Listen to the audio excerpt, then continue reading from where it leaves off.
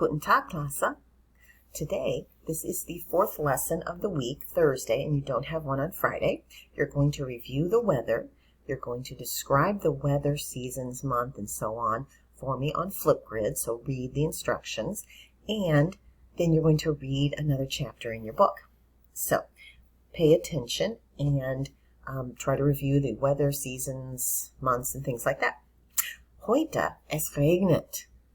Ja, es ist nicht so kalt, es ist warm. Vielleicht ist es Juni, vielleicht ist es Sommer und es regnet. Und hier, es ist nicht Juni. Hier ist es Januar vielleicht und es ist kalt. Es gibt Schnee und es ist im Winter. Hier ist es Sommer. Die Familie ist hier am Strand mit Wasser und es ist warm oder vielleicht heiß. Ich denke warm. Es ist warm.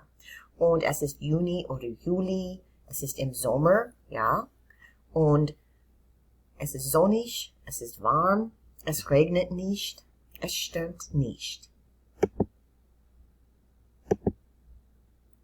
Auch heute ist es heiß. Es ist nicht warm. Es ist heiß. So heiß.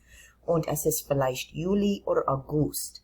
Es ist ja im Sommer. Nicht Winter, nicht Herbst, nicht Frühling. Nein, das ist Sommer und das ist sehr, sehr heiß. Oh, hier ist es neblig. Sie kann nicht sehen. Es gibt so viel Nebel. Und wann ist es neblig? Vielleicht im Herbst, Oktober oder November. Vielleicht im Frühling, im März. Vielleicht. Es ist cool. Sie hat eine Jacke an, also es ist cool, aber nicht kalt, nicht warm. Es ist Herbst oder es ist Frühling.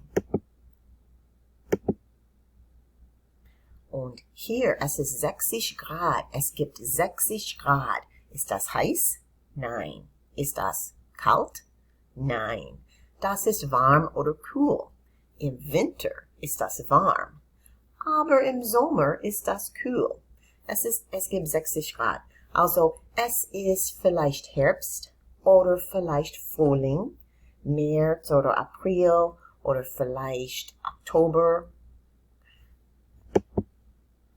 Und hier, das ist in Frankreich, das ist Paris. Oh, es ist wolkig. Die Sonne scheint nicht. Es ist nicht so schön. Es regnet bald. Und das ist vielleicht März, es regnet viel im März, oder November, es regnet oft im November. Also Frühling im März oder Herbst, November oder Oktober. Ich weiß nicht. Es ist vielleicht cool.